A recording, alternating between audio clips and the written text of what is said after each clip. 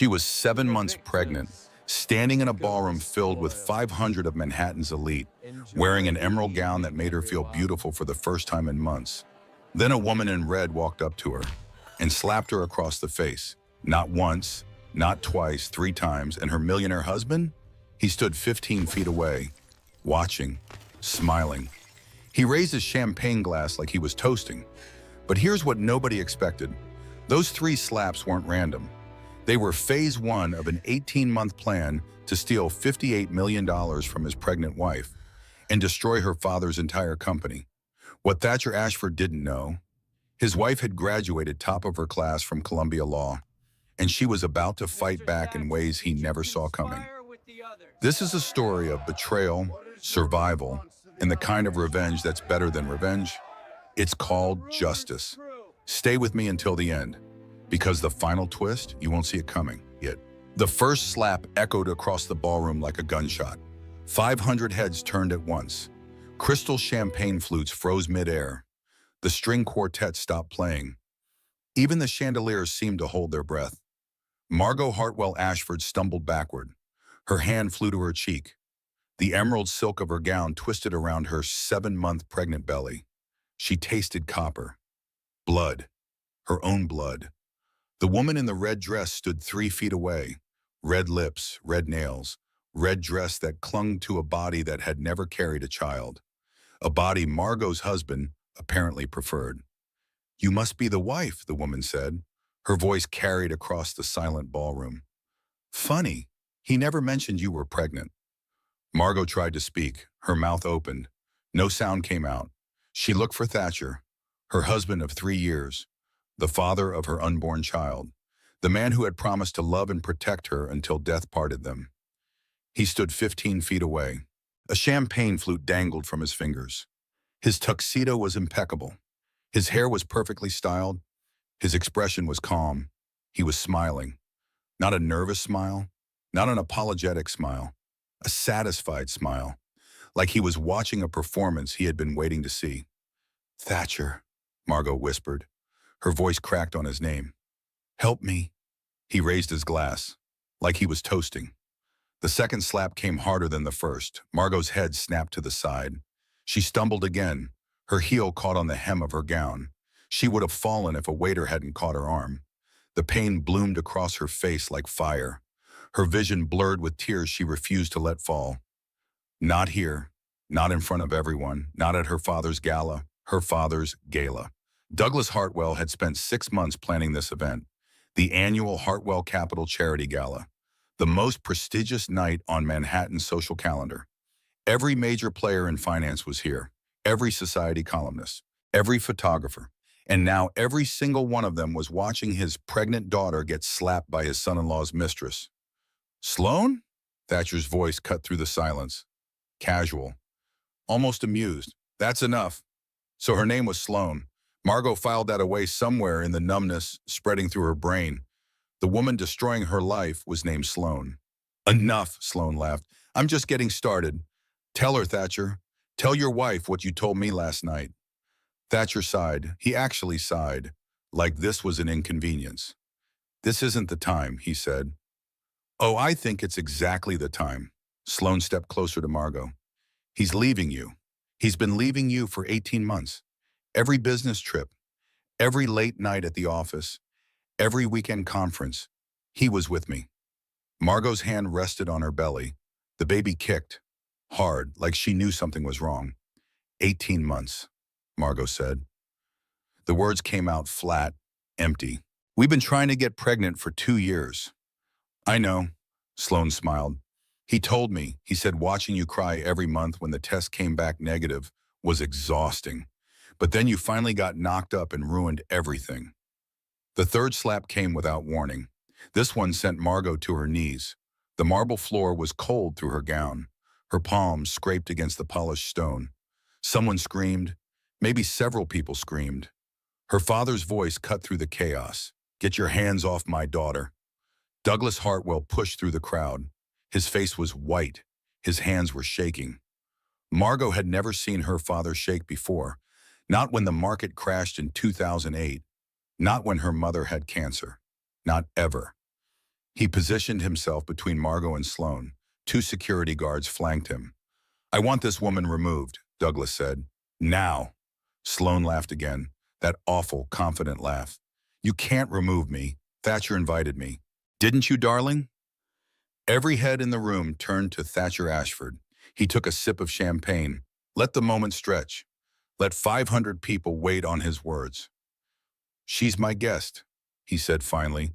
"Douglas, control yourself. You're embarrassing everyone." Margot watched her father's face crumble. Just for a second. Then it hardened into something she had never seen before. Pure hatred. "Get my daughter out of here," Douglas said to the security guards. "Take her to the private lounge. Call Dr. Reeves. Make sure the baby's okay." Strong hands helped Margot to her feet. Her legs didn't want to work. The baby was still kicking, kicking and kicking and kicking. As they led her away, she looked back one more time. Thatcher had already turned away.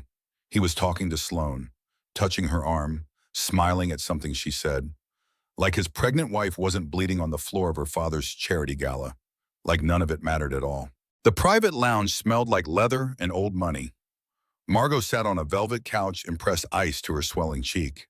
Her mother appeared with a first aid kit and tears streaming down her face. "Baby," Lorraine whispered. "My baby, I'm so sorry."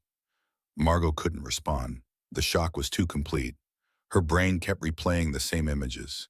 The red dress, the smiling husband, the raised champagne flute. He knew.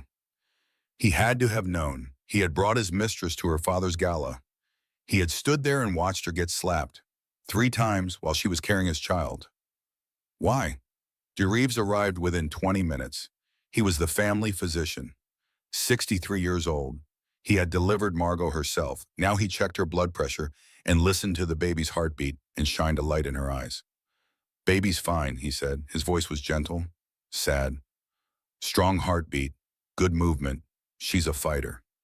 The baby was a girl. They had found out 3 weeks ago. Thatcher had seemed disappointed. Now Margot understood why. "Your blood pressure is elevated," Dr. Reeves continued. "Not dangerous yet, but you need rest. You need to stay calm. Can you do that for me, Margot?" Stay calm. Her husband had just let his mistress assault her in front of 500 people. Stay calm. "I'll try," she said. Her voice sounded like it belonged to someone else, someone far away, someone watching this nightmare from the outside. Mirror technique moment. Margot caught her reflection in the window behind the doctor. The left side of her face was swollen. Her mascara had smeared. Her lipstick was gone. Her eyes looked empty. She didn't recognize herself. 3 years ago, she had been Margot Hartwell, top of her class at Columbia Law, rising star at Sullivan and Cromwell, confident, capable, certain of who she was and what she wanted. Then she met Thatcher Ashford at a charity auction.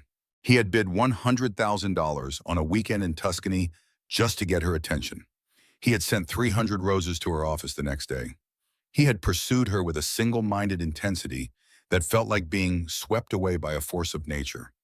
Her friends had called it romantic. Her mother had called it destiny.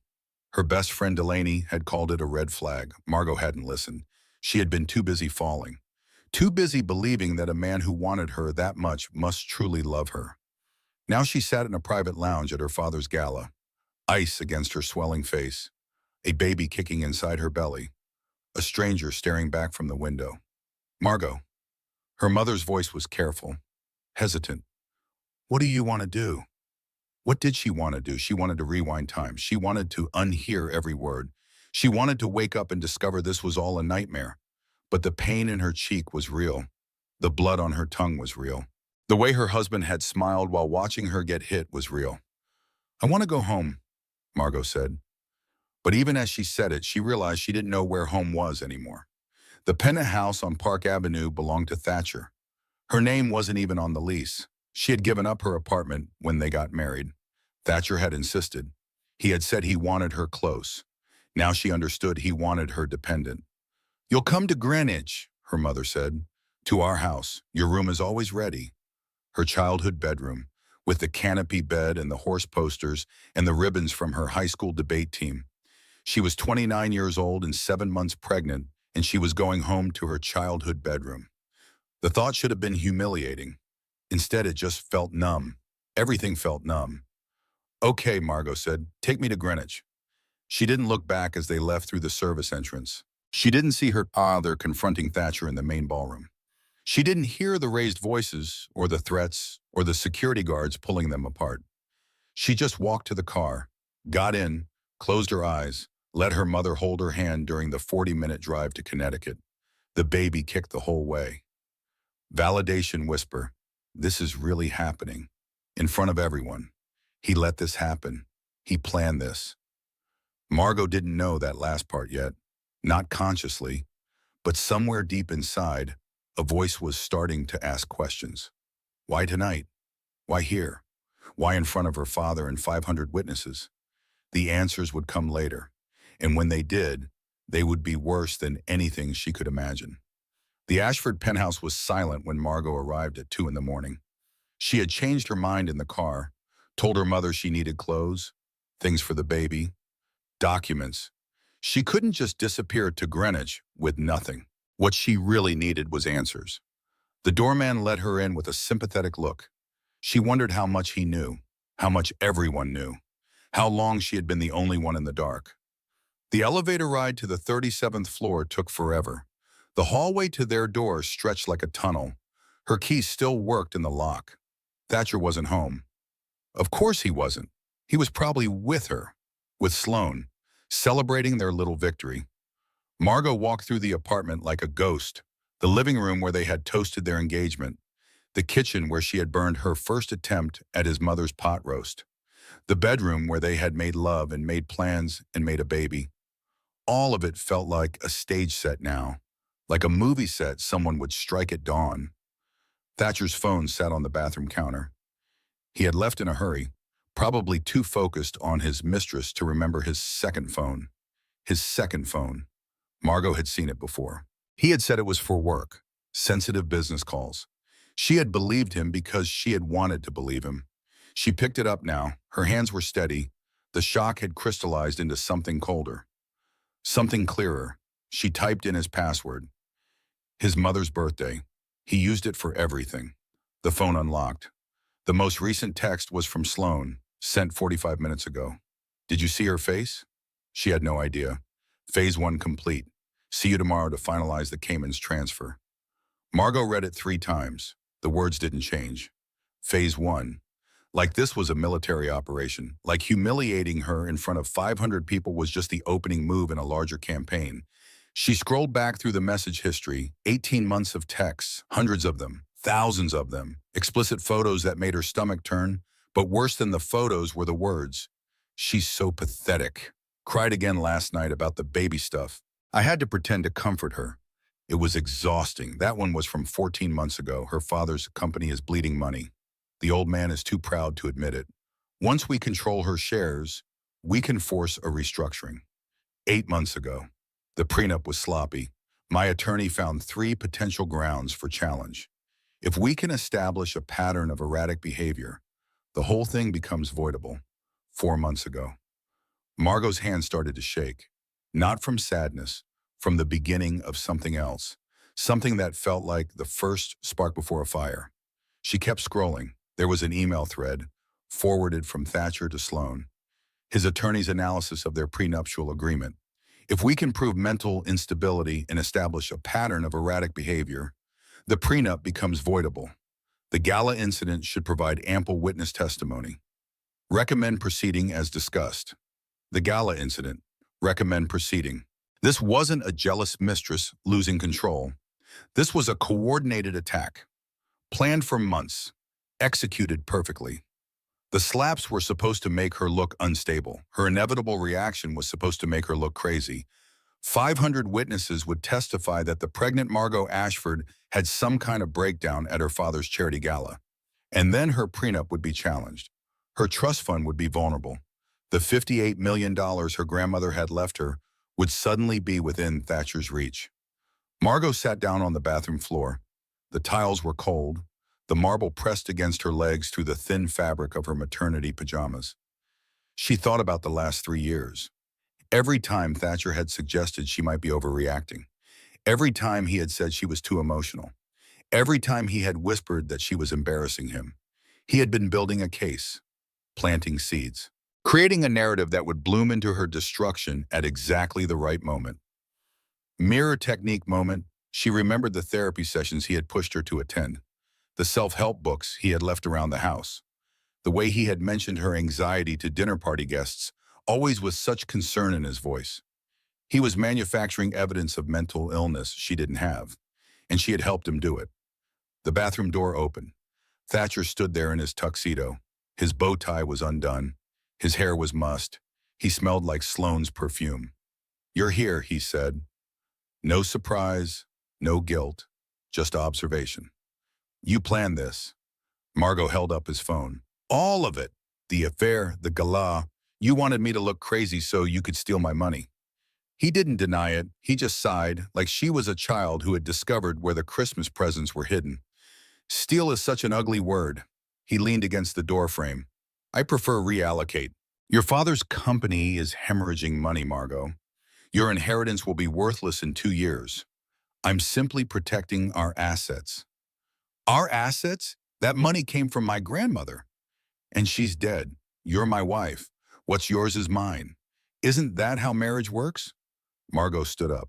Her legs were unsteady, but her voice was not. "The baby," she said.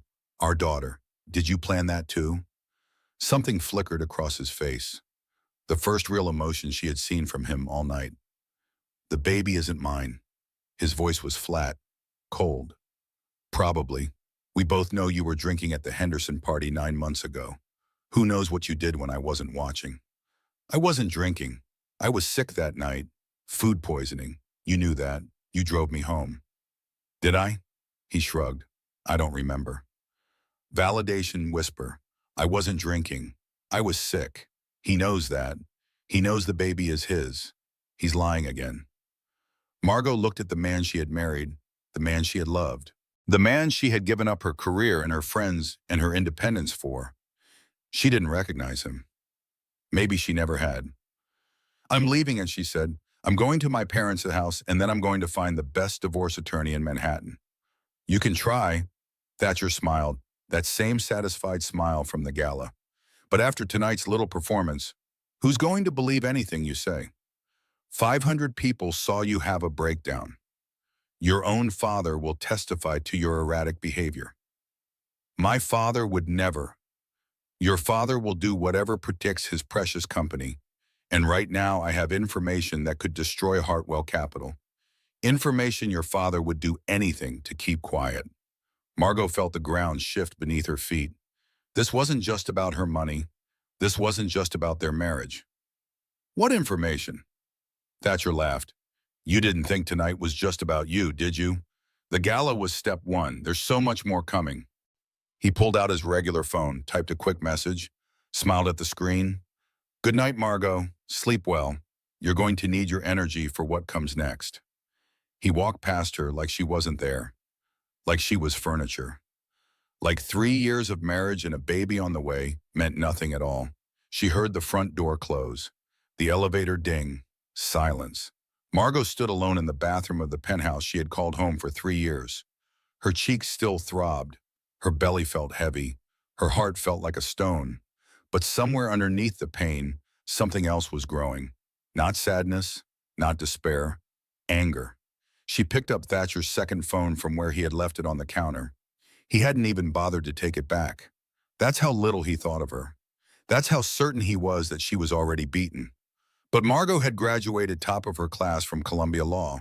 She had negotiated mergers worth hundreds of millions of dollars. She had learned from the best negotiator in Manhattan, her father.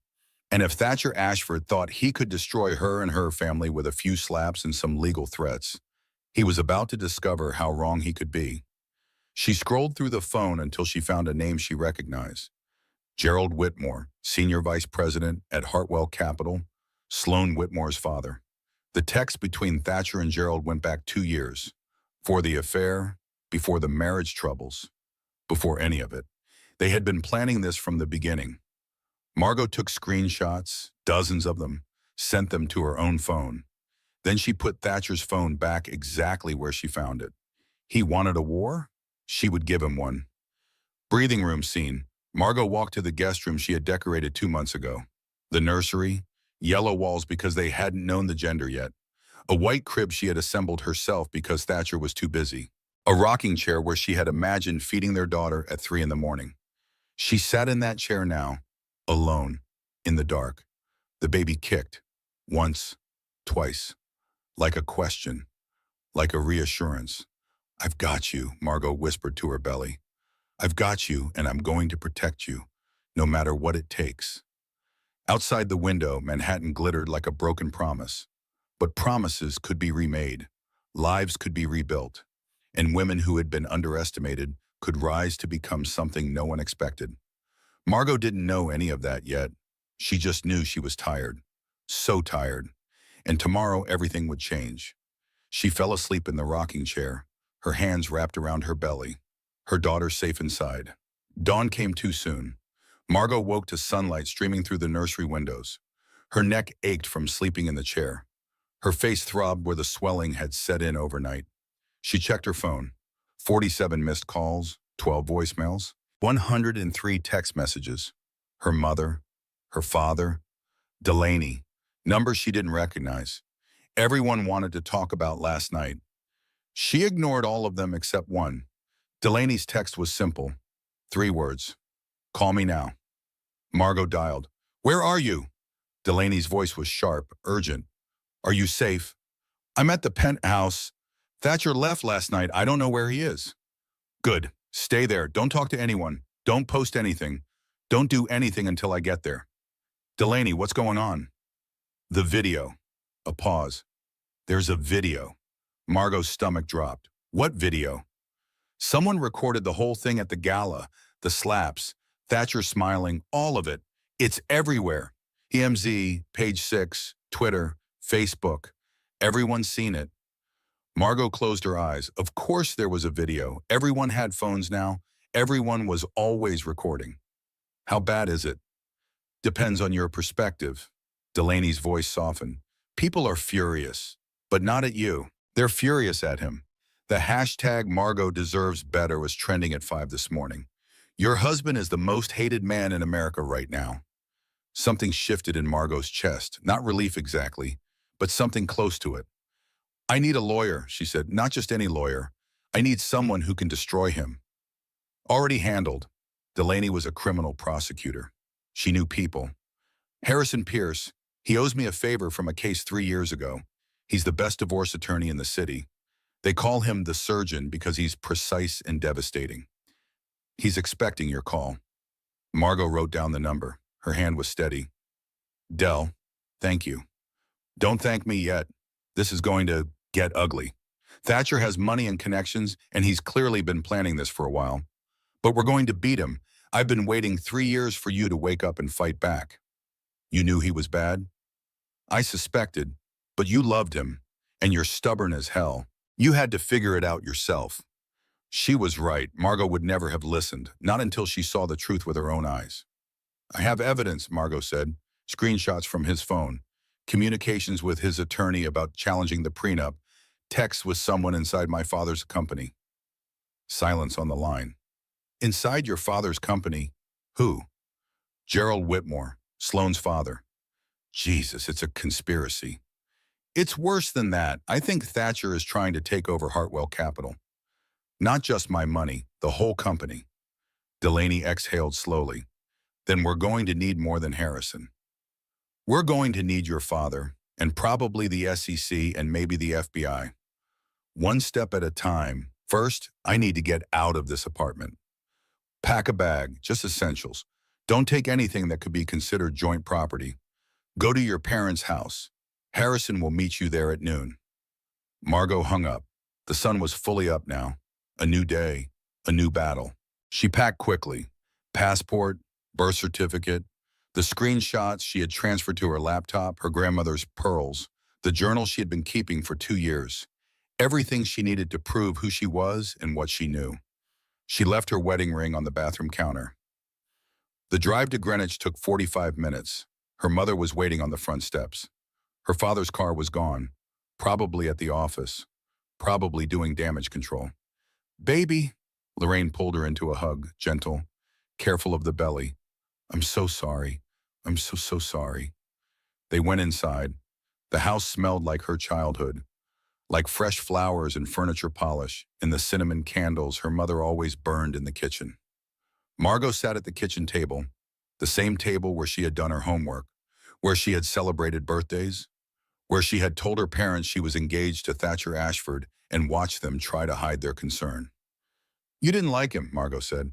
From the beginning. Why didn't you say anything? Her mother sat across from her. Her face was pale. Her eyes were red from crying. I saw the text 3 months ago. Lorraine's voice was barely a whisper. On his phone at Easter dinner. He left it on the counter while he was in the bathroom. Margot went cold. You knew? I suspected. I hoped I was wrong. I hoped you'd figure it out yourself and leave. Tears spilled down her mother's cheeks. I taught you to keep the peace, to accommodate, to make things work even when they shouldn't. I was wrong. I was so wrong. Margot should have been angry. Part of her was angry, but a larger part just felt tired. Why didn't you tell me? Because I knew you wouldn't believe me. Not then. Not when you still loved him. Lorraine reached across the table, took her daughter's hands. And because I was scared. He's powerful. He's connected. I didn't know what he might do. Validation whisper. Everyone knew. Everyone saw. Everyone stayed quiet. But they stayed quiet because they were afraid, not because they didn't care. The front door opened. Douglas Hartwell walked into the kitchen. He looked like he had aged 10 years overnight. His suit was rumpled. His tie was loose. Dark circles shadowed his eyes. Margot. He pulled her into a hug, fierce, protective. I'm going to destroy him. No, Dad. She pulled back, looked him in the eyes. I'm going to destroy him, but I need your help. She told him everything. The screenshots, the prenup challenge, the 18-month plan, the text between Thatcher and Gerald Whitmore. Her father's face shifted as she spoke, from anguish to calculation, from grief to fury to something colder, more dangerous. Gerald has been feeding him information for months, Douglas said. Client lists, investment strategies, vulnerability assessments. I noticed irregularities in December. I thought it was a data breach. I never suspected it was coming from inside. It's not just about my money, Margot said. He wants the whole company.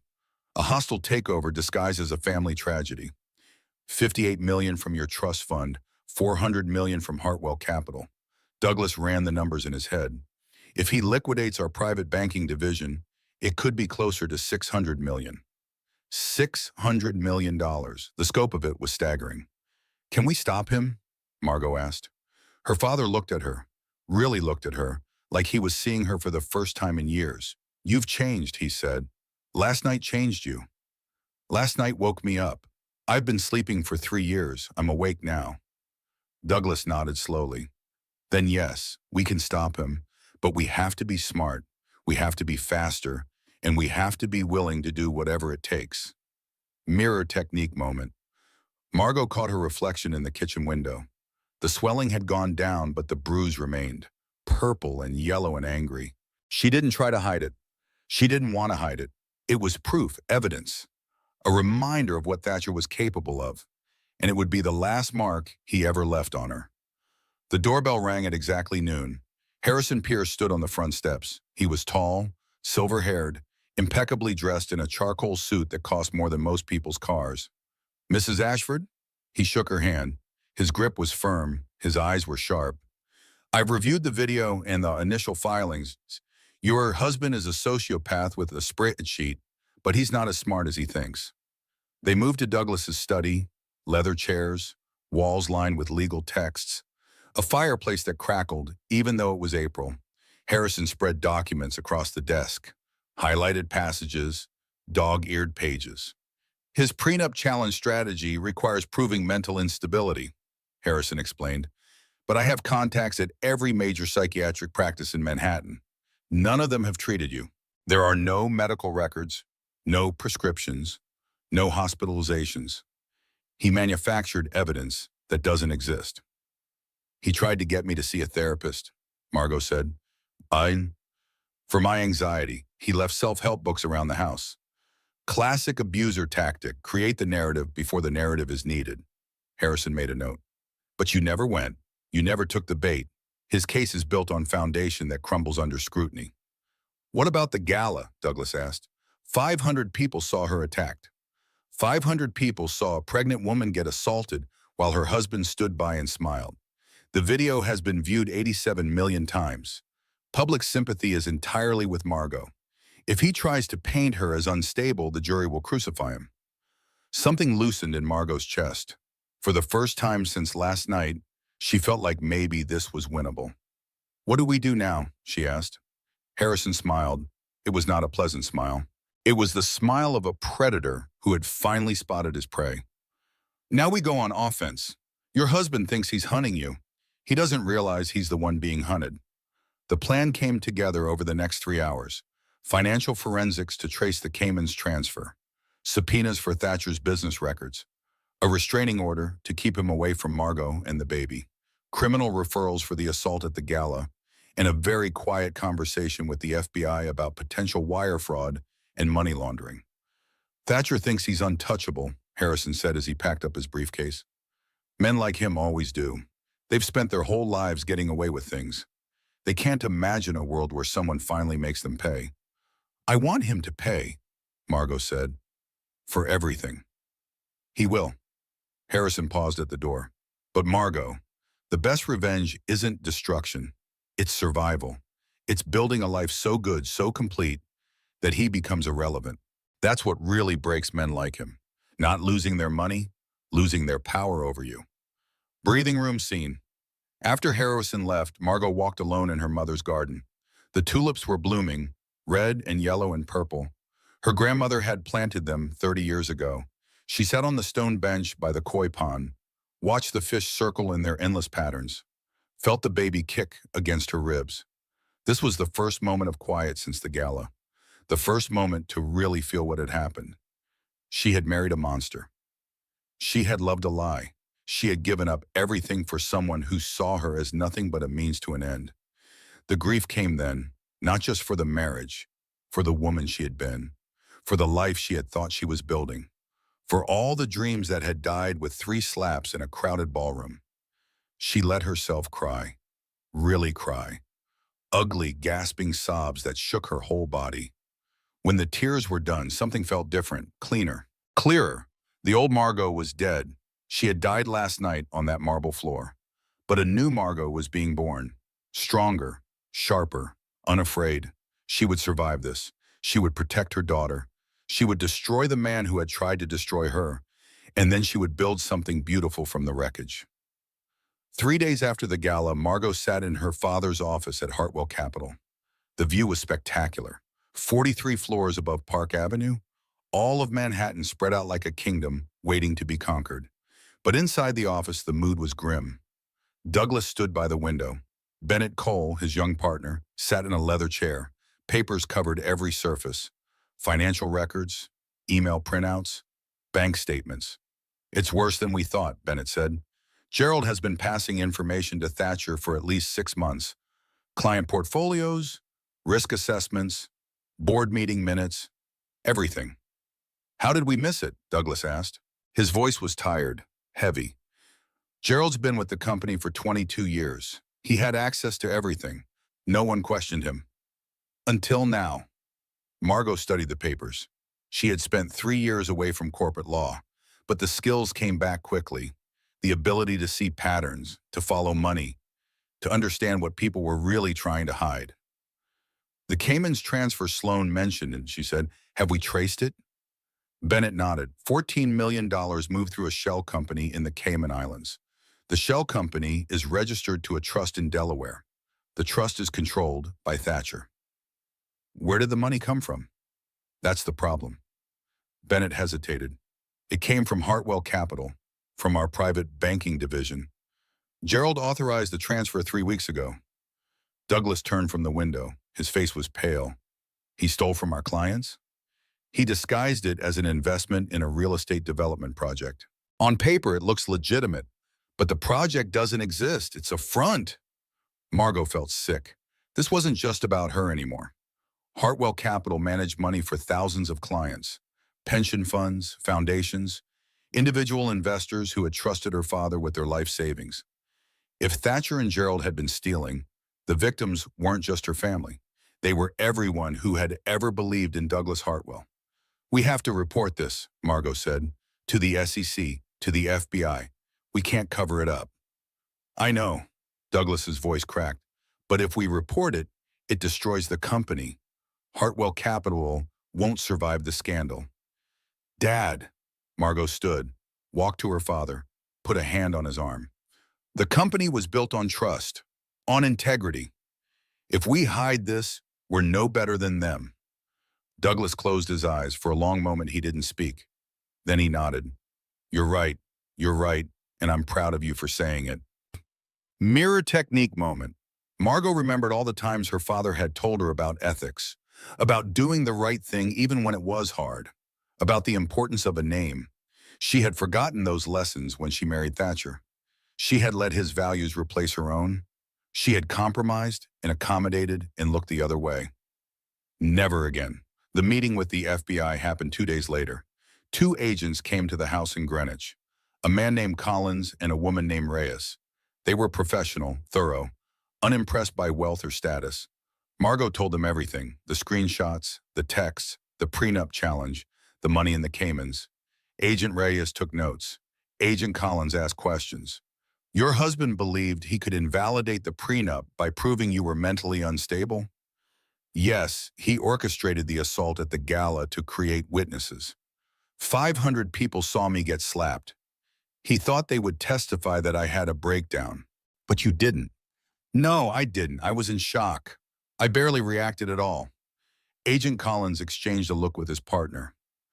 "Mrs. Ashford, your husband may have committed multiple federal crimes: wire fraud, money laundering, conspiracy, possibly extortion, depending on what we find about his threats to your father. What happens now? We investigate, we subpoena records, we interview witnesses, and if the evidence supports it, we arrest him. How long will that take? Weeks, maybe months. These things move slowly." Margot nodded. She had expected that, but it still felt like a punch to the gut. "What about protection?" Douglas asked. "Thatcher threatened my daughter. He threatened my company. What's to stop him from doing something worse?" "We'll monitor the situation," Agent Reyes said, "but there's not much we can do until he actually commits another crime." After the agents left, Margot sat alone in the study. The fire had burned down to embers. The house was quiet. Thatcher was out there somewhere, free, angry, probably planning his next move. And all she could do was wait. Her phone buzzed, a text from an unknown number. "He's going to propose to me on Friday. In public. While you're still married, meet me. I have documents you need." Margot stared at the screen. She knew who it was without asking. Sloan. The meeting happened the next afternoon. A coffee shop in Brooklyn, neutral territory, far from Manhattan and everyone they knew. Margot arrived first. She chose a table in the back, ordered tea she didn't plan to drink, waited. Sloan walked in at exactly 2 o'clock. She looked different without the war paint, smaller, younger. The confidence from the gala was gone. In its place was something that looked almost like fear. She sat across from Margot. Neither of them spoke for a long moment. "I didn't think you'd come," Sloan finally said. "I almost didn't." Margot kept her voice neutral, controlled. "Why did you want to meet?" Sloan reached into her bag, pulled out a folder, slid it across the table. "He's done this before." Margot opened the folder. Inside were copies of legal documents, marriage certificates, divorce decrees, financial settlements, 2 previous marriages, one in Connecticut, one in California. Both ended after roughly 18 months. Both women described as erratic and unstable. Both stripped of assets in the divorce. "He has a pattern," Sloan said. "Find a wealthy woman, marry her, spend 18 months building a case for her mental instability, then take everything she has." Margot's hands trembled as she read. The details were almost identical to her own situation. The gaslighting, the suggestions of therapy, the strategic public incidents. "How did you find this?" "I wasn't always his mistress. Sloane's voice was bitter.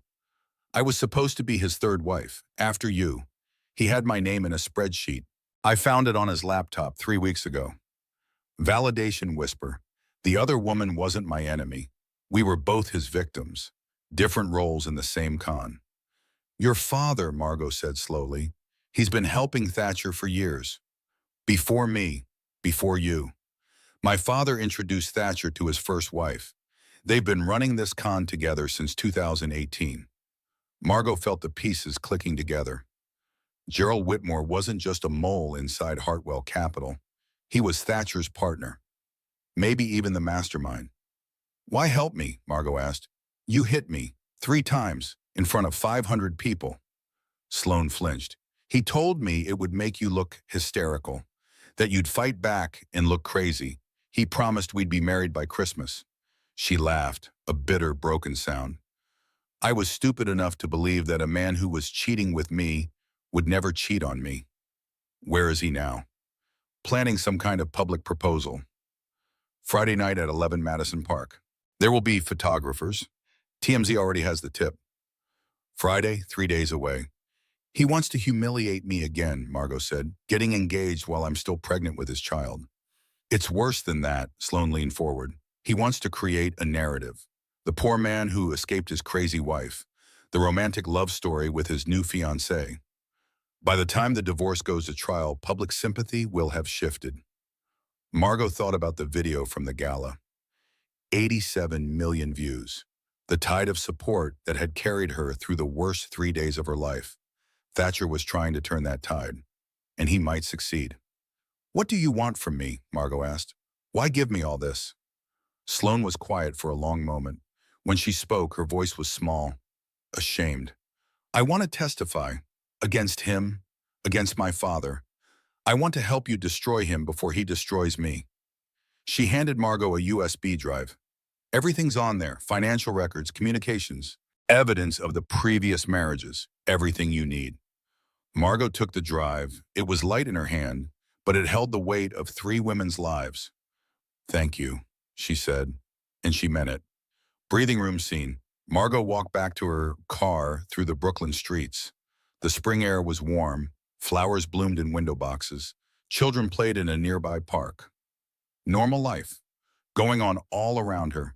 People who had no idea about prenup challenges and financial fraud and elaborate cons designed to destroy innocent women. She stopped at a bench, sat down, watched the children on the swings. Her daughter would be born in 2 months.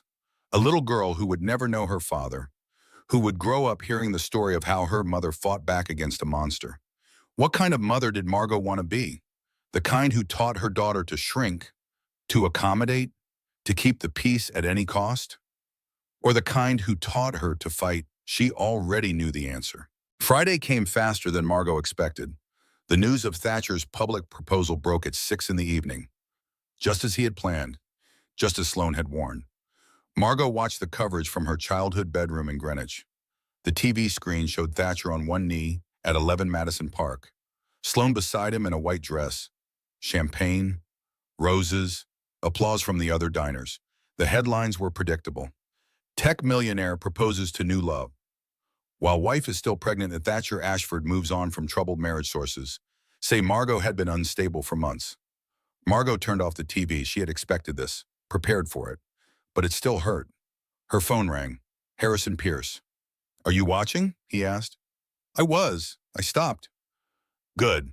Don't watch anymore. The narrative is exactly what we expected. But here's the thing. A pause. Sloane is wearing a wire. Margot's breath caught. What? She came to me yesterday, offered to cooperate fully. The FBI agreed to let her record tonight's events. Thatcher spent the last 2 hours describing his plans to invalidate your prenup, take control of your trust fund, and destroy your father's company. He confessed? Worse than that, he bragged, in detail, to the woman he thought was his accomplice. Every word is on tape. Margot sat down on her bed. Her legs wouldn't hold her. It's over? Her voice came out as a whisper, just like that. Not quite. The legal process will take months. But the criminal case is essentially won. The FBI will arrest him Monday morning. Monday, 3 days away, Margot would spend the weekend waiting, wondering, hoping nothing went wrong. Harrison, thank you for everything. Don't thank me yet. We still have to get through the divorce. But I promise you, Margot, when this is over, Thatcher Ashford will have nothing. No money, no freedom, no future.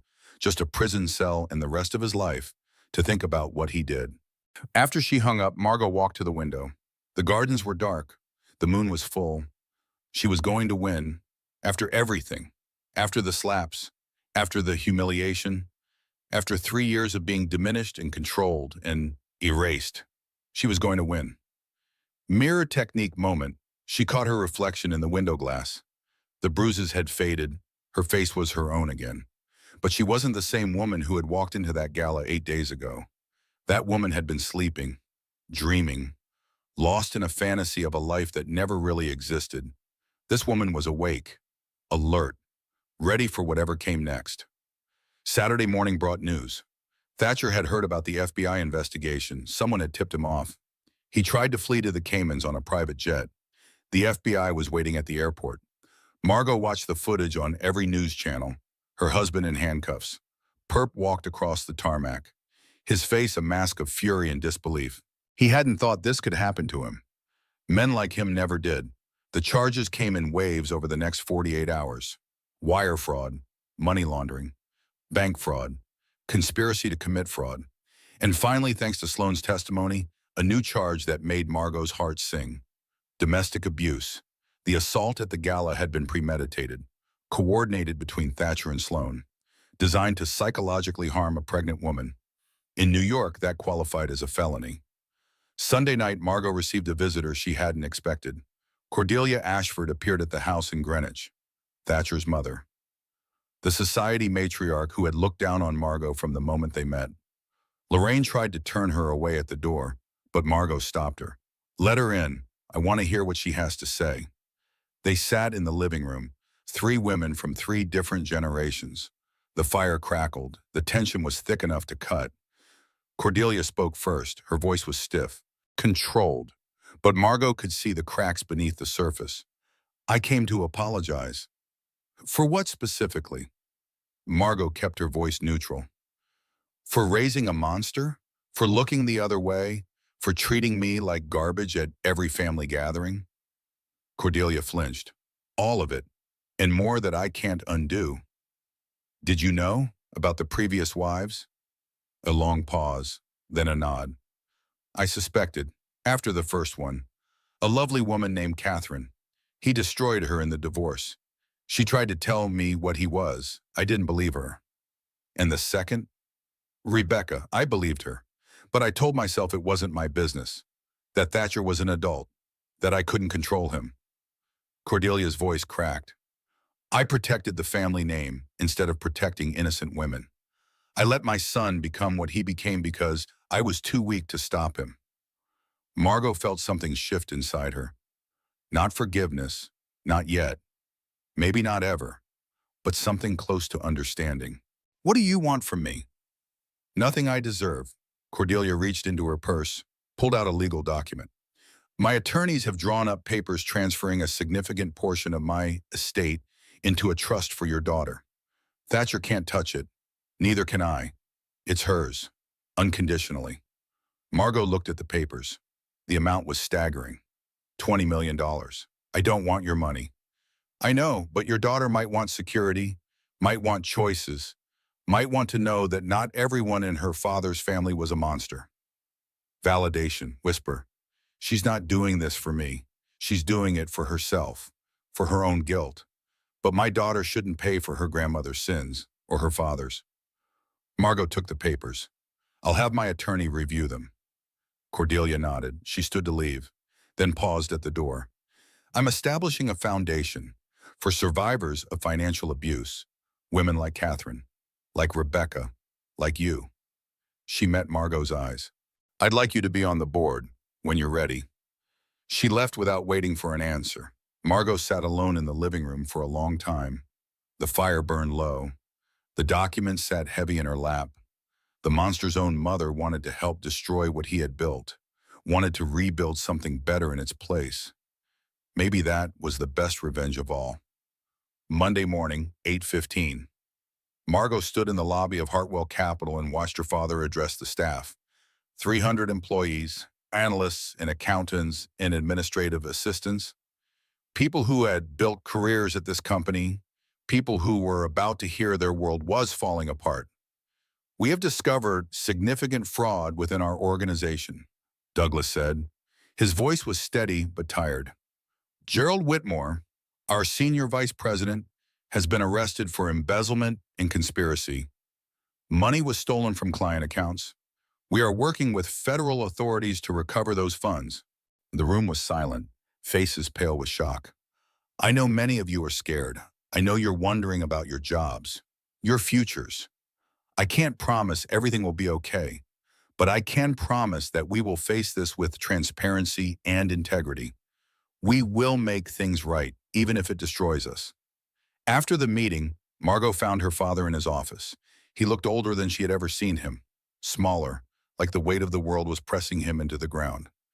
You did the right thing, she said. Did I? He stared out the window. I built this company from nothing, 40 years of my life, and now it might all be gone. It's not gone yet. The clients are pulling out. 12 major accounts withdrew yesterday. More will follow. By the end of the month, Hartwell Capital might not exist. Margot sat across from him, took his hands in hers. Dad, look at me. He did. His eyes were wet. You taught me that integrity matters more than money. That a good name is worth more than any fortune. Were those just words? Or did you mean them? Douglas was quiet for a long moment. Then something shifted in his face. The weakness fading, the strength returning. I meant them. Every word. Then act like it. Fight. Rebuild. Show everyone who you really are. He squeezed her hands. When did you become so wise? I learned from the best, even when I forgot the lessons for a while. Mirror technique moment. Through the glass walls of her father's office, Margot watched the employees returning to their desks. Some were crying, some were hugging, some were already on the phone with headhunters. She saw herself in them. People whose lives had been upended by someone else's greed. People trying to figure out what came next. She had been one of them 8 days ago. Broken, lost, unsure if she would survive. Now she was standing, fighting, leading. Maybe that's what survival really looked like. The court hearing happened Thursday. Margot sat in the gallery of the federal courthouse. Her mother beside her, Delaney on her other side, Harrison Pierce 2 rows ahead, ready to represent her in the civil proceedings that would follow. Thatcher was brought in wearing an orange jumpsuit, handcuffs, leg shackles. His expensive haircut was growing out. His face was pale and gaunt. He looked at Margot once, just once. His eyes were filled with hatred. She looked back, felt nothing. The judge read the charges: wire fraud, money laundering, bank fraud, conspiracy, domestic abuse. The list went on and on. How does the defendant plead? Thatcher's attorney stood. Not guilty, Your Honor. Of course. Men like him never admitted anything, never took responsibility, never faced the truth of who they were. The bail hearing took 2 hours. The prosecution argued flight risk. The defense argued community ties and business responsibilities. In the end, bail was denied. Thatcher would remain in federal custody until trial. As the marshals led him away, Thatcher passed within 3 feet of Margot's seat. He leaned toward her, whispered, "This isn't over." Margot didn't flinch, didn't react, just watched him go. He was wrong. It was over. He just didn't know it yet. Outside the courthouse, reporters swarmed, cameras flashing, microphones thrust forward, questions shouted from every direction. Harrison had prepared her for this, had told her exactly what to say, but in the moment she found her own words. I spent 3 years making myself small, apologizing for existing, questioning my own reality. Her voice was steady, calm, certain. To any woman watching who recognizes that feeling, I want you to know, trust yourself. Your instincts are right. You are stronger than they want you to believe. She didn't take questions, just walked to the car, got in, closed the door. Inside, she finally allowed herself to breathe. That was incredible, Delaney said. The clip is already going viral. I don't care about viral. Margot rested her hands on her belly. The baby kicked. I just wanted to say something true. Validation whisper. I am not crazy. I was never crazy. He needed me to believe I was. But I know who I am now. And I will never let anyone take that from me again. Breathing room scene. That night, Margot sat alone in her childhood bedroom. The house was quiet. Her parents had gone to bed. Delaney had returned to the city. She opened her laptop. The video from her courthouse statement had been viewed 12 million times. The comments were overwhelming. She helped me leave my husband. I've been making myself small my whole life. Trust yourself. Those two words changed everything. Margot closed the laptop, walked to the window, looked out at the garden where she had played as a child, where she had dreamed of the future, where she had believed anything was possible. The future was still possible, just different than she had imagined. Better, maybe. In ways she couldn't see yet. She was 8 months pregnant, alone, lost, facing a divorce from a man who wanted to destroy her. Her father's company was crumbling. Her family was in crisis. And somehow, for the first time in years, she felt like herself. Friday marked 2 weeks since the gala. Margot was in the hospital. Not for the baby, for herself. The stress had finally caught up. Her blood pressure spiked in the middle of the night. The doctors wanted to monitor her for preeclampsia. The baby was fine, but Margot needed rest. Rest, as if that were possible. She lay in the hospital bed and stared at the ceiling. The monitors beeped. The IV dripped. Her belly was enormous now. 8 months and 3 weeks. Almost there. The door opened. Thatcher walked in. Margot's heart stopped, then started again, racing. How did you get in here? Her voice came out stronger than she felt. He smiled. That same smile from the gala. The one she would see in her nightmares for the rest of her life. I have friends everywhere, Margot. You should know that by now. He was wearing a suit, somehow, even though he was supposed to be in federal custody, even though bail had been denied. You escaped? Escape is such a dramatic word. He sat in the chair beside her bed, like this was a normal visit, like he hadn't tried to destroy her. Let's say I found a temporary solution to my incarceration problem. Fear clawed at her throat, but she pushed it down. She would not let him see her afraid. What do you want? To make you an offer. He leaned forward. His cologne was the same. Expensive, suffocating. Drop the civil suit. Sign over your shares in Hartwell Capital. Agree to a simple divorce with no alimony. In return, I'll leave you alone. You and the baby can disappear. Start over somewhere far away. And if I refuse? The smile faded. Something colder took its place. Then things get unpleasant. I have people who can reach you anywhere. I have information that can destroy your father completely, and I have nothing left to lose. Margot looked at the man she had married, the man she had loved, the man she had trusted with her heart and her future and her child. She felt nothing. No fear, no anger, no love. Just emptiness where all those emotions used to live. You're wrong, she said. You do have something left to lose. What's that? Your illusion, that you're smarter than everyone else, that you can manipulate anyone, that the rules don't apply to you. She pressed the call button beside her bed. But here's the truth, Thatcher. You're not special. You're just a small man who got lucky for too long. The door burst open. 2 security guards, 3 NYPD officers, Harrison Pierce with a court order. Behind them, Agent Collins from the FBI. Thatcher Ashford. Collins held up a badge. You're under arrest for escape from federal custody. Additional charges pending. Thatcher's face went white. He stood, looked around. Nowhere to run. This is a setup. This is consequences. Margot's voice was steady. Something you've been avoiding your whole life. As the officers handcuffed him, Thatcher lunged toward her bed. The guards caught him, held him back. You'll regret this, he hissed. I'll destroy you. I'll destroy everything you love. No. Margot met his eyes, held them. You won't, because I'm not afraid of you anymore. Mirror technique moment. She saw herself reflected in his eyes. the woman he had tried to break, the woman who refused to shatter. She looked strong. She looked whole. She looked like someone who had survived the unsurvivable and come out the other side. The officers dragged him away. His threats echoed down the hallway, then faded, then silence. Margot let out a breath she hadn't known she was holding. "Are you okay?" Harrison asked. "Yes." She was surprised to find it was true. "I think I finally am." The doctor arrived minutes later, checked her vitals, frowned at the monitor. "Your blood pressure is elevated. We need to keep you overnight, maybe longer." "That's fine."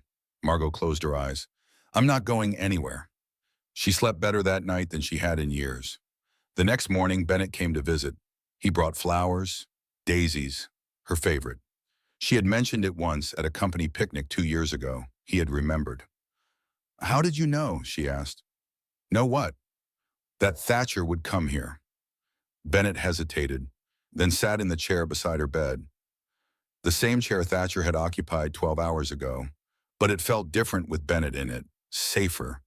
"I didn't know for certain, but I know men like him. They can't let go. They need to win, even when winning is impossible. You've known what kind of man he was for a long time. Since your engagement party." Bennett looked down at his hands.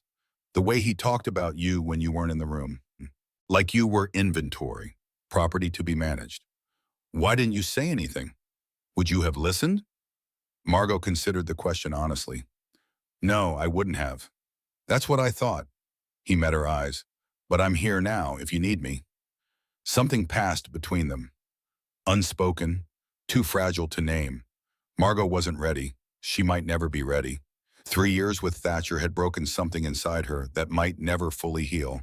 But someday, maybe, when the wounds were scars, when the fear was a memory, when she had rebuilt herself into someone new, maybe then she could consider what this feeling might become. "Thank you for being here," she said, "for all of it." Bennett nodded. He understood. He was willing to wait. Validation whisper. "Not all men are like Thatcher. Not all kindness is manipulation. I don't have to trust everyone, but I don't have to trust no one either." Breathing room scene. After Bennett left, Margot sat alone with her thoughts. The hospital room was quiet. The monitors beeped steadily. The baby kicked. She thought about the last 2 weeks, everything she had survived, everything she had learned. She thought about the woman she had been before Thatcher, confident, capable, certain.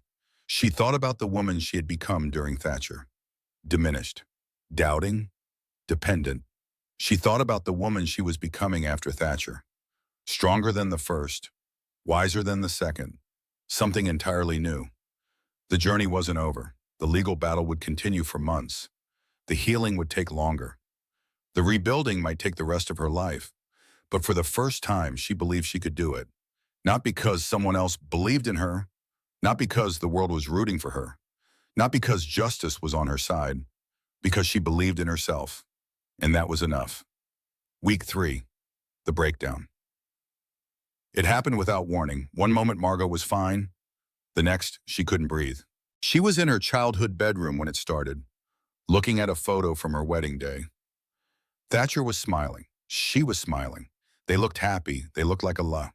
The tears came first, then the moan, then the screaming. 3 years.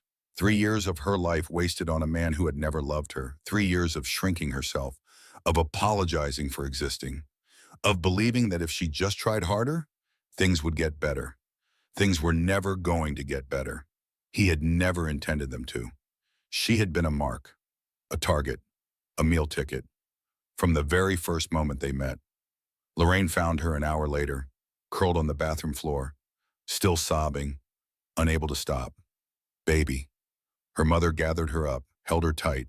"Let it out, all of it. Let it go."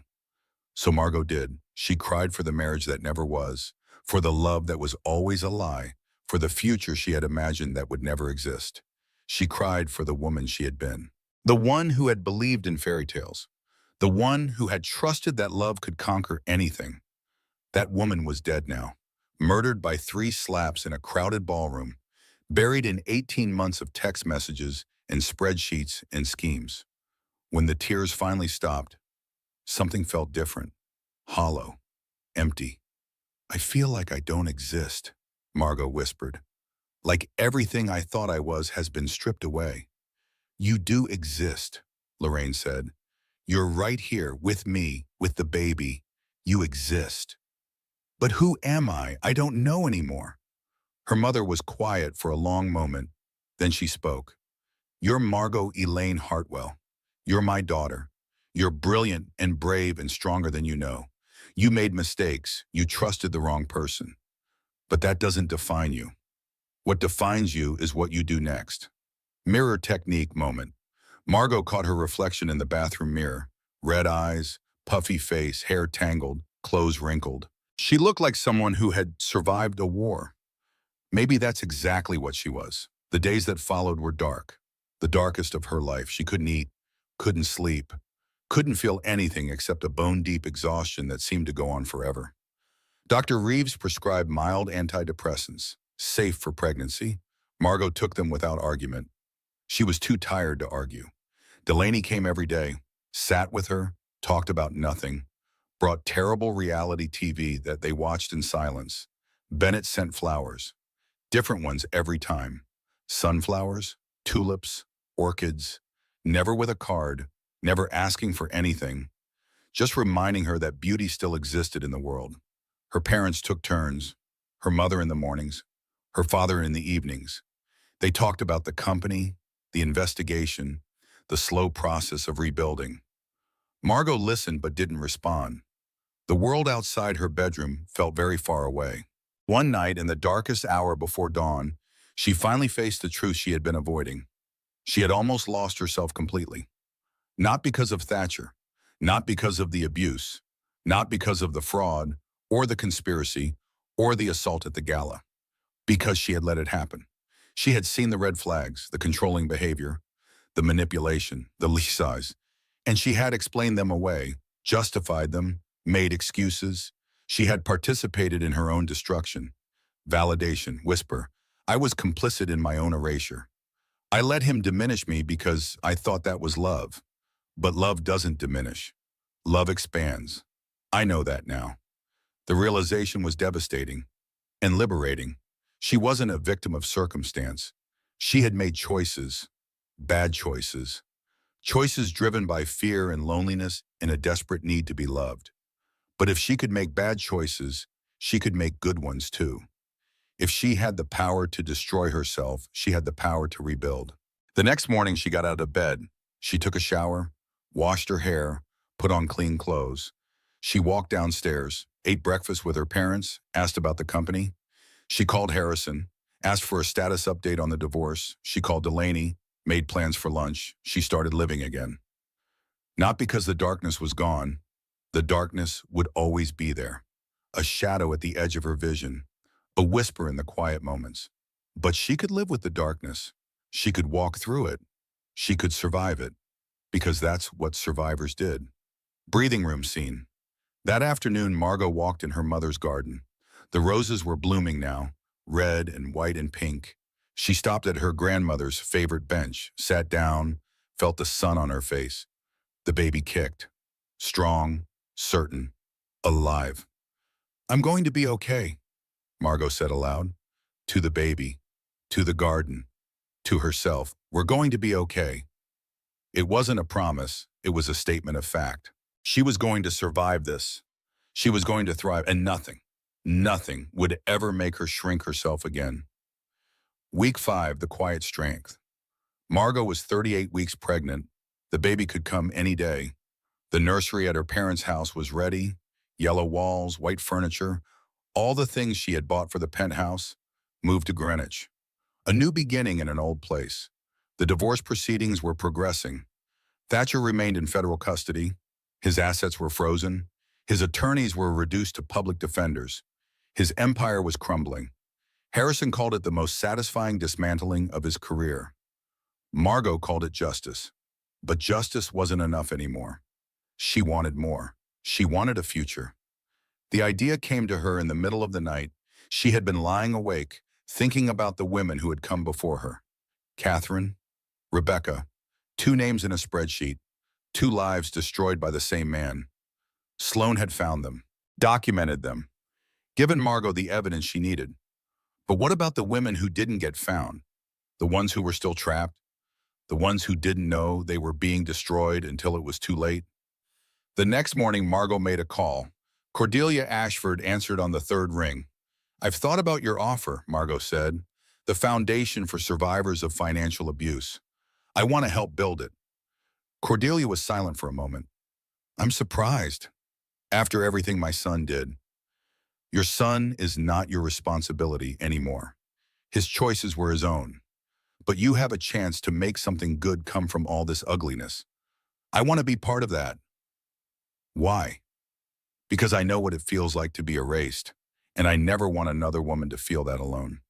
They met the next day, Cordelia and Margot, two women who should have been enemies, building something together instead. The foundation would be called the Second Chapter Project. It would provide legal aid, financial counseling, and emotional support for women escaping financially abusive relationships. It would be funded by Cordelia's estate and staffed by survivors who understood. Margot would be the first board member. When she was ready, she would be the first success story, mirrored technique, moment. In Cordelia's study, surrounded by legal documents and foundation bylaws, Margot caught her reflection in an antique mirror. She looked tired, heavily pregnant, unglamorous. But her eyes were clear, her jaw was set, her shoulders were back. She looked like a woman with a purpose. The baby shower happened on a Saturday. It was small, intimate. Just the people who had stood by her through the worst weeks of her life. Delaney, her mother, a few old friends who had reached out after seeing the videos. No games, no silly hats, just food and conversation and quiet celebration of a life about to begin. Lorraine gave a toast. "To my daughter, who taught me that keeping the peace isn't worth losing yourself, who showed me that strength isn't about staying quiet, who made me remember what courage looks like." Margot cried, happy tears this time. After the shower, she sat alone in the nursery. The gifts were stacked around her. Blankets and onesies and tiny shoes. Everything a baby could need. Everything except a father. The thought still hurt. Not the loss of Thatcher. That loss was a relief. But the loss of the dream. The family she had imagined. The life she had planned. Her daughter would grow up without a father. Without the picture-perfect family Margot had hoped to give her. But she would grow up with something more important. A mother who fought for her, a mother who survived for her, a mother who would never, ever let anyone tell her she wasn't enough. Validation. Whisper, I don't need to give her a father. I need to give her an example of strength, of resilience, of never giving up. That's more valuable than any man could ever be. The labor started on a Tuesday, 4:17 in the morning. Margot woke to a cramping pain that took her breath away. Then another, then another. Her mother drove her to the hospital, called ahead. Everything was ready. The next 23 hours were the hardest of her life. Harder than the gala, harder than the discovery, harder than the breakdown, harder than anything she had ever imagined. But at 3:42 the following morning, Grace Elaine Hartwell took her first breath. 7 pounds, 4 ounces, 10 fingers, 10 toes, a full head of dark hair, her grandmother's nose, her mother's chin, perfect, absolutely perfect. Margot held her daughter for the first time, felt her weight, heard her cry, smelled her skin, and something she didn't know was broken, finally healed. Hello, Grace. Margot's voice was barely a whisper. I'm your mama. And I'm going to spend the rest of my life making sure you know how much you're loved. The baby opened her eyes, dark, unfocused, searching. Then she stopped crying, just looked at her mother, like she was trying to memorize her face. Margot cried, harder than she had cried in weeks. But these were different tears.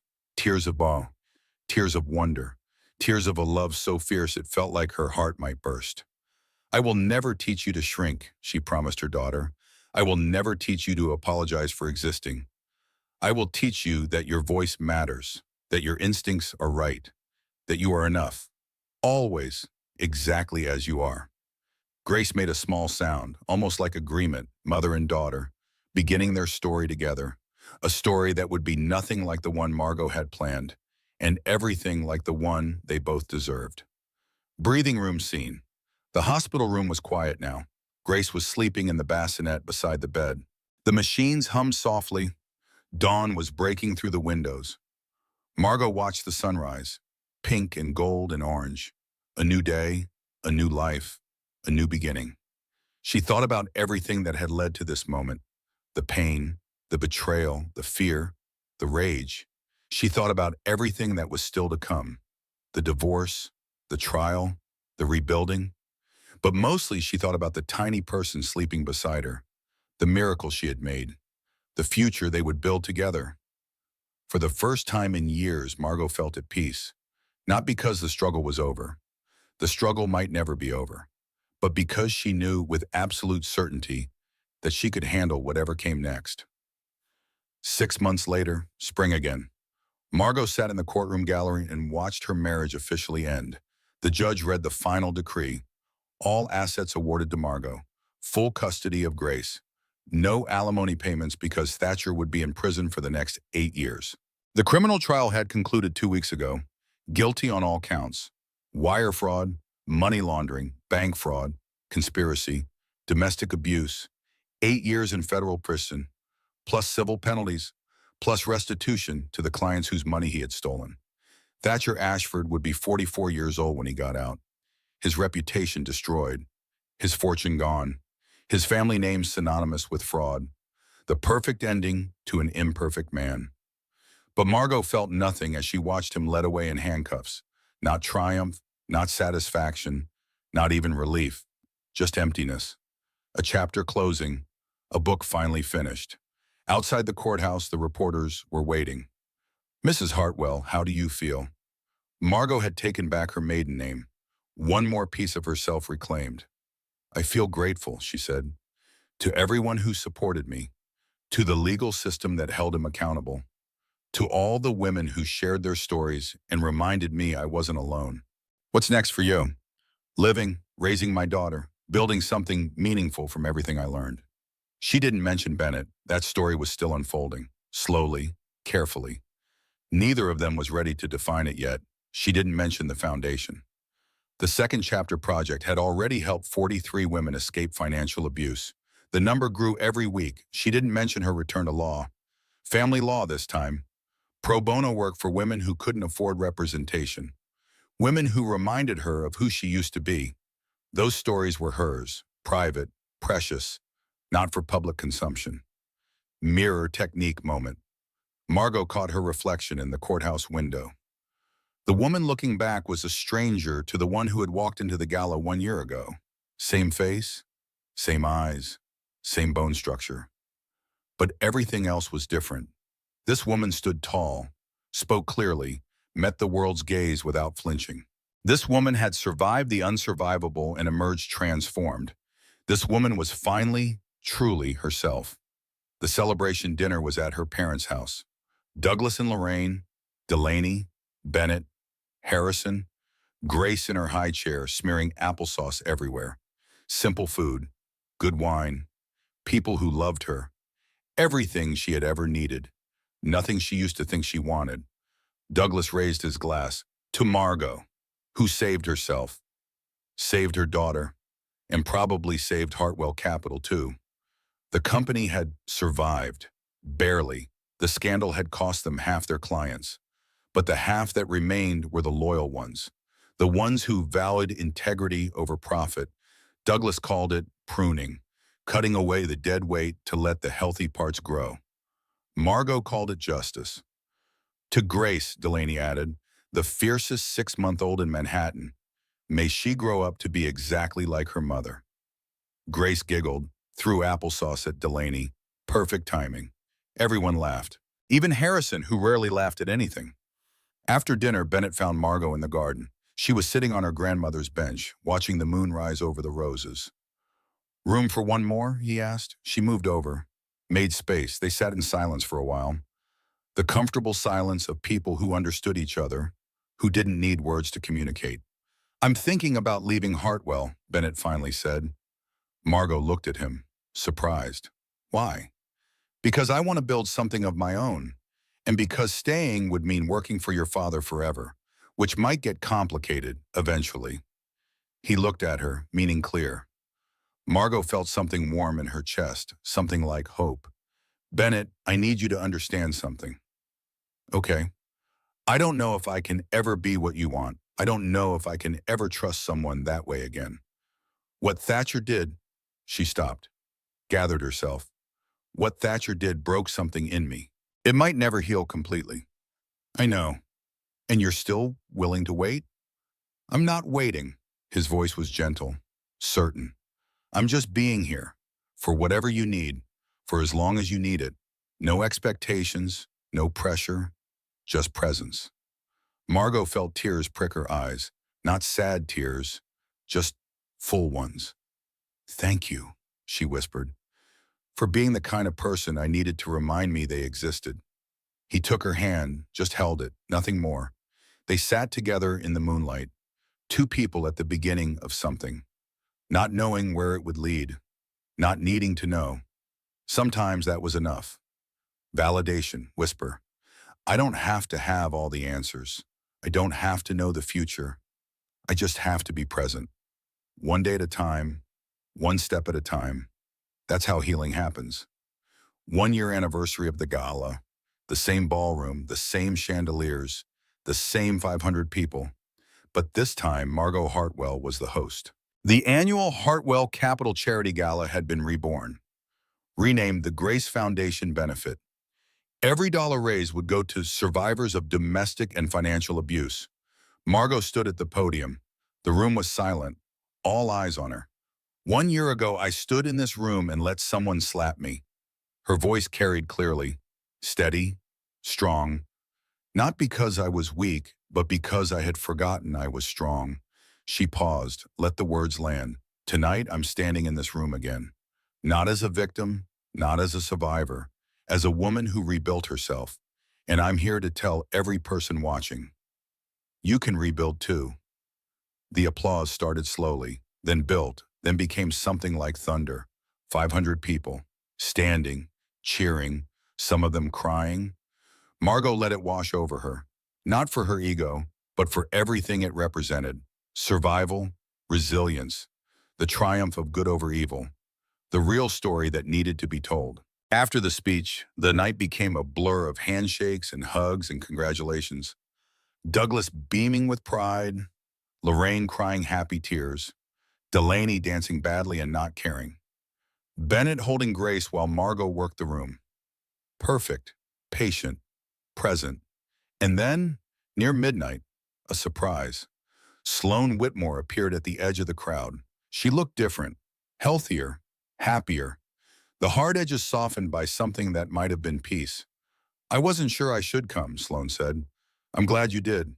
They walked together to a quiet corner, away from the crowd, away from the cameras. How are you? Margot asked. Better. The therapy helps. The community service helps. Knowing that Gerald is going to prison for the rest of his life helps a lot. Sloane's father had been convicted 3 months ago. Longer sentence than Thatcher. The mastermind always paid more. What's next for you? I don't know yet. Sloane shrugged. Start over somewhere. Become someone new. Figure out who I am when I'm not playing a role in someone else's con. That's a good plan. It's the only plan I have. Sloane met Margot's eyes. I'm sorry for everything. I know I can't undo it, but I'm sorry. I know. Margot meant it. And for what it's worth, I'm glad you found the courage to help bring him down. I learned it from you. Sloane smiled, small but real.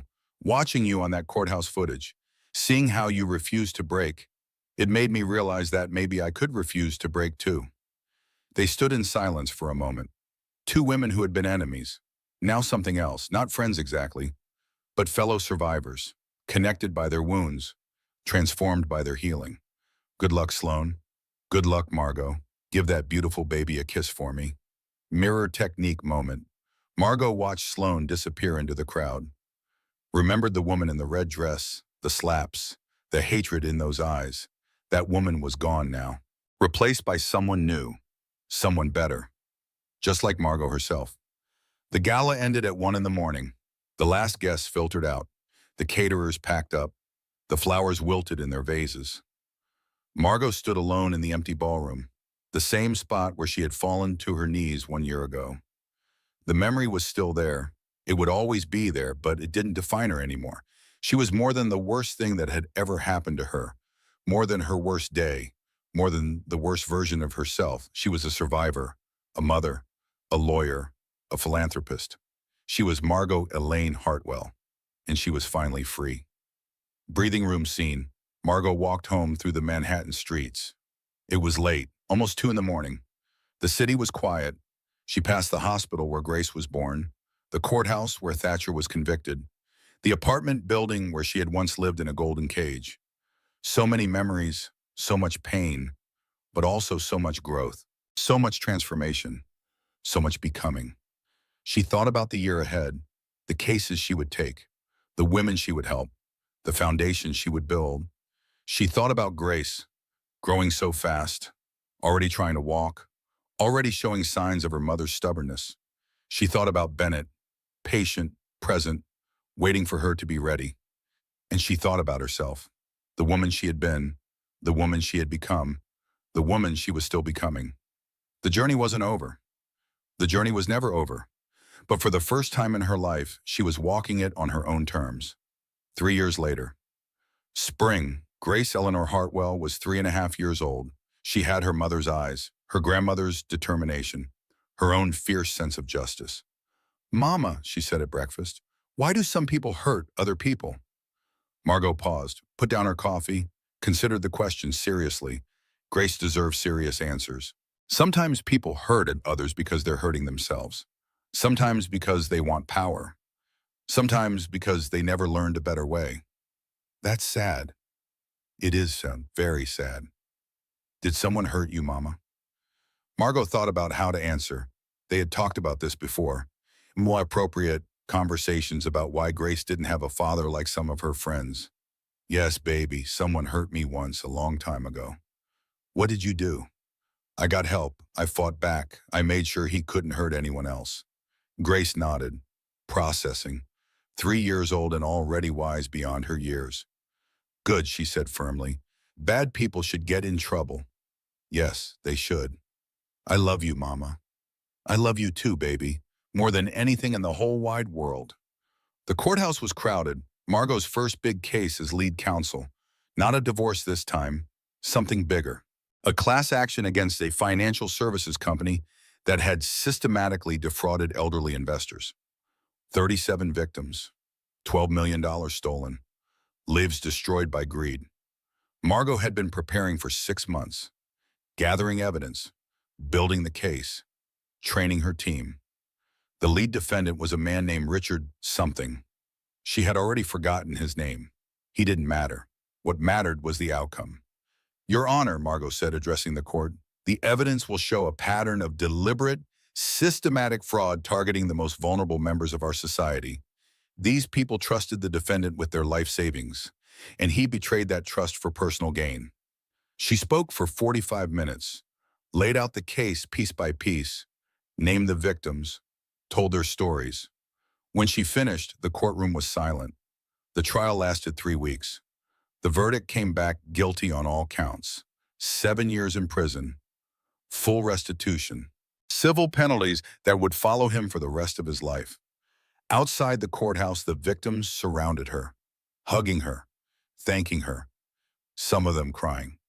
"You gave us our lives back," one woman said. 83 years old, had lost everything, was starting to rebuild. "You gave yourselves your lives back," Margot replied. "I just helped you fight for them." Mirror technique moment. In the reflection of the courthouse window, Margot saw herself surrounded by the people she had helped. She remembered the woman who had stumbled out of a gala 1 year ago, broken, lost, unsure if she would survive. That woman would never have believed this moment was possible. But here she was, standing tall, making a difference, exactly where she was meant to be. The wedding happened on a perfect June day, small, intimate, just family and close friends. The garden at her parents' house, the same garden where she had walked after leaving the hospital 3 years ago. Bennett looked handsome in his suit, nervous and happy, and absolutely certain. Margot wore white, not a traditional choice for a second wedding, but she had earned the right to start fresh. Grace was the flower girl. She took the job very seriously. Shattered petals with mathematical precision. Delaney was the maid of honor. Made a toast that made everyone laugh and chromatic. Douglas walked Margot down the aisle. His eyes were wet the entire time. Lorraine sat in the front row, glowing, finally seeing her daughter truly happy. And at the altar, Bennett waited, patient, present, ready to spend the rest of his life proving that love could be kind. I, Margot Elaine Hartwell, take you, Bennett James Cole, to be my husband. The words felt different this time. Not a surrender, not a compromise. A choice to love, a choice to trust, a choice to believe in second chapters. You may kiss the bride. They kissed. The crowd cheered. Grace threw more petals. And Margot felt something she had stopped believing was possible. Joy. Pure, uncomplicated, bone-deep joy. Validation.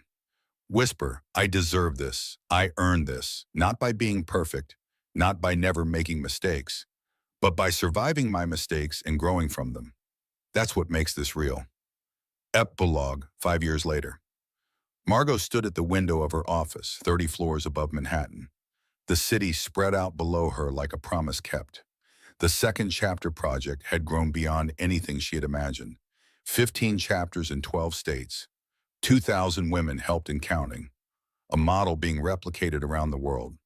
Hartwell Capital had not only survived, but thrived. Douglas had retired 2 years ago. The company was run by a new generation now. Built on the values he had always preached. Bennett's firm was booming. Ethical investing, sustainable growth, proving that you could make money while doing good. Grace was almost 9, already talking about becoming a lawyer like her mother, already showing signs of the same fierce determination. And there was a new baby now. Oliver James Cole, 6 months old, his father's eyes, his mother's stubbornness. A family built on truth, on trust, on second chances. The phone rang. Margot answered. Mrs. Cole, this is Sarah, from the Austin chapter. We have a woman here. Her name is Jennifer. She just escaped. She found us through your video. The video. Margot's courthouse speech, still being shared, still reaching women who needed to hear it. Tell me about her. Married 12 years. He controlled everything, isolated her from everyone. She finally saw through it 3 months ago. She's been planning her escape ever since. Is she safe now? She is, but she's scared. She doesn't know if she can do this. Put her on the phone.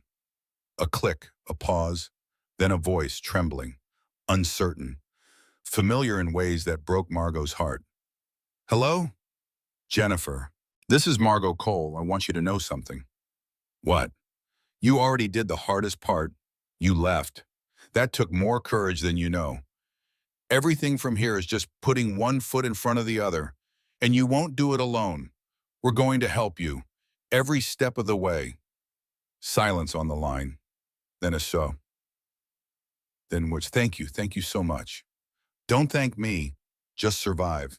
And someday when you're ready, you can help someone else survive too. That's how we change the world. One woman at a time. Mirror technique moment. Margot caught her reflection in the window. 40 years old now, wrinkles starting around her eyes, gray appearing in her hair. She looked older, wiser, weathered by life. She looked beautiful, not despite the years, because of them, because of everything she had survived and everything she had become. The woman in the window smiled back at her, a survivor, a fighter, a builder of new beginnings. 8 years ago, a man had tried to destroy her, had slapped her and schemed against her and tried to erase her from existence. He was still in prison now, would be for 3 more years. And when he got out, he would find a world that had forgotten him entirely, because that was the ultimate victory. Not revenge, not destruction, but transcendence. She had become more than he ever imagined, more than she ever imagined, more than anyone who had ever tried to diminish her. She was Margot, mother, wife, lawyer, advocate, survivor, and her story was just beginning. Breathing room scene. That evening, Margot sat on the back porch of her house in Westchester. Grace was doing homework at the kitchen table. Oliver was sleeping in his nursery. Bennett was cooking dinner. The smell of garlic and olive oil drifted through the open windows. Normal life. Ordinary moments. The stuff that happiness was actually made of. She thought about the woman on the phone, Jennifer from Austin. At the beginning of her journey, terrified and hopeful and unsure if she would survive, Margot had been that woman once. Not so long ago, standing in the wreckage of her life, wondering if there was anything worth salvaging. Now she knew the answer. There was always something worth salvaging, always hope, always the possibility of transformation. The darkness didn't disappear. It never would. But it had become a teacher instead of a prison, a reminder instead of a cage. She had walked through the fire, and she had emerged not burned but forged, stronger, clearer, more herself than she had ever been. That was the gift hidden inside the trauma, the secret that survivors knew. You could be broken and remade. You could be destroyed and reborn. You could lose everything and find something better. All you had to do was refuse to give up, refuse to stay down, refuse to let anyone else define your worth.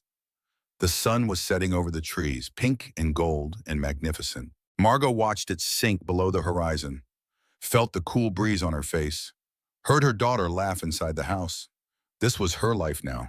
This was her second chapter, and it was more beautiful than anything she had ever dreamed.